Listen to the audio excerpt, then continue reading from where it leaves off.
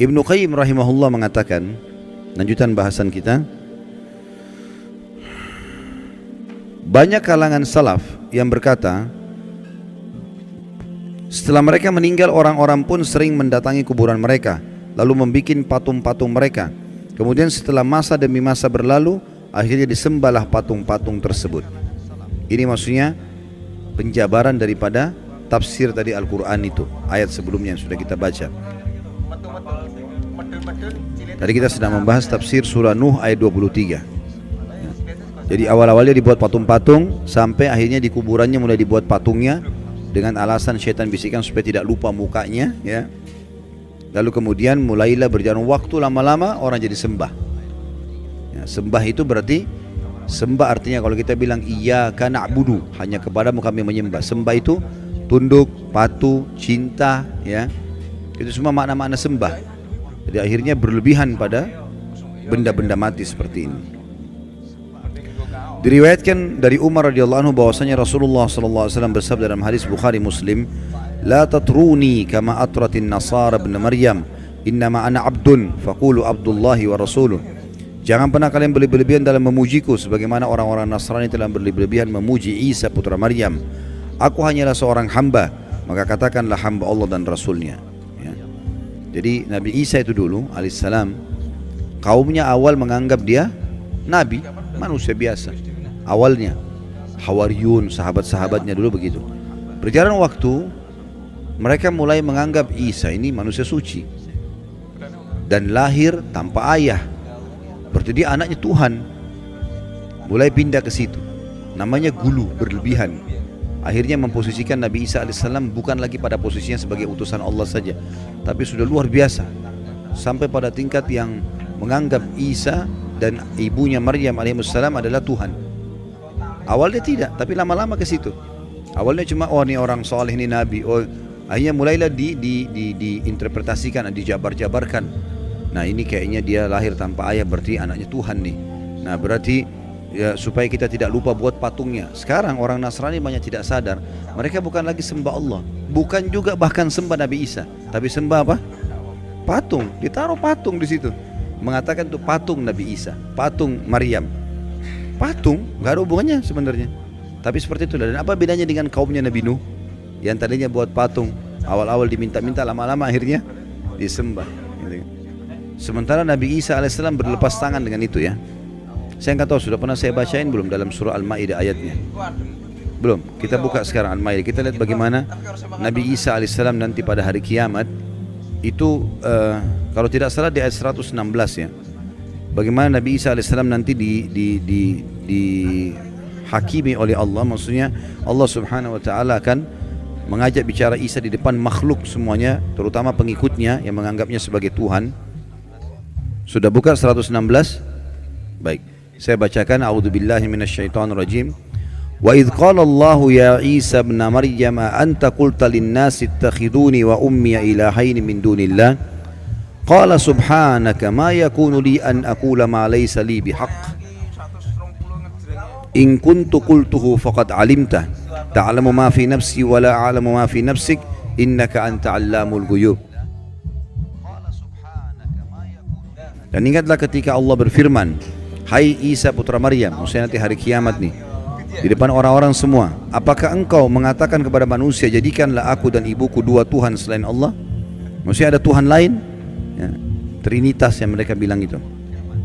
Isa menjawab alaihissalam, maha suci engkau, tidaklah patut bagiku mengatakan apa yang bukan hakku mengatakannya. Jika aku pernah mengatakan, maka tentulah engkau mengetahui apa yang ada pada diriku, dan aku tidak mengetahui apa yang ada pada diri engkau.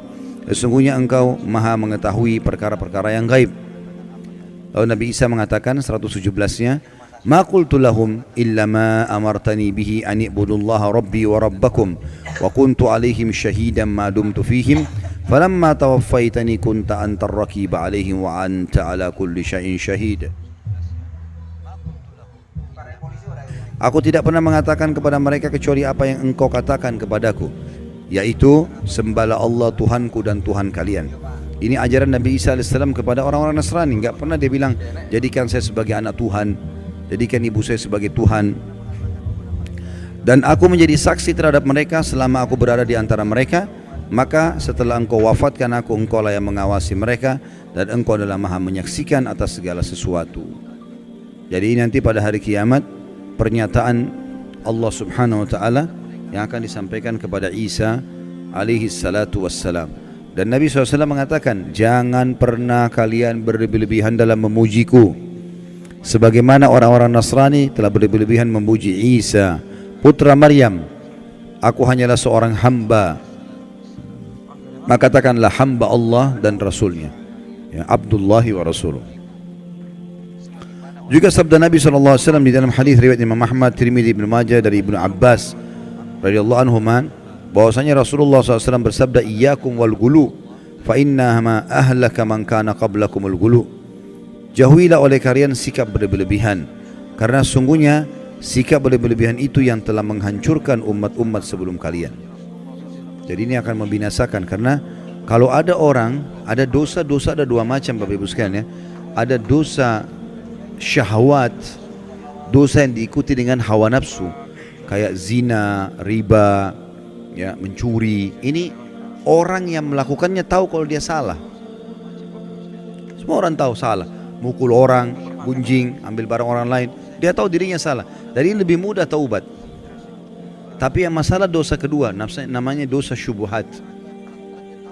Syubhat semua dalam hidupnya.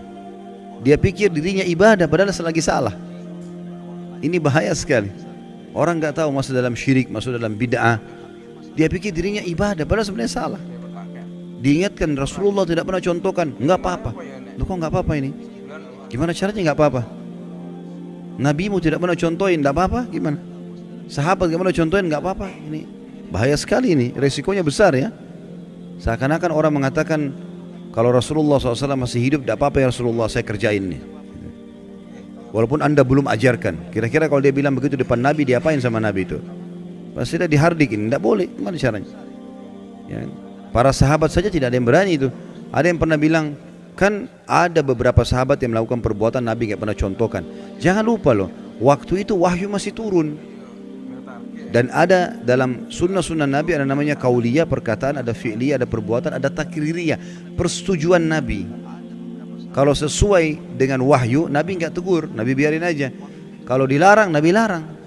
Karena wahyu lagi proses turun. Kalau sekarang Nabi SAW sudah meninggal, agama Islam sudah sempurna, gitu kan? Untuk apa kita mengatakan boleh kita tambah-tambah? Kan jadi masalah. Syubhat jadi dia. Dia pikir dirinya ibadah padahal lagi salah. Kan ini jadi masalah ini. Habis waktunya bertahun-tahun dalam hal-hal yang tidak ada gunanya, gitu kan? Orang jaga kuburan, di situ dipakai kesyirikan. Orang minta-minta pada jenazah, dianggap dirinya ibadah. Duit ambil dari situ, hidup dari situ, ini kan masalah ini. Jadi banyak orang subhanallah tidak sadar padahal dia masuk dalam dosa syubhat. Ini lebih bahaya karena orangnya susah taubat. Dianggap dirinya benar soalnya. Ini masalah ini, ya. Mudah-mudahan Allah selamatkan kita dari situ.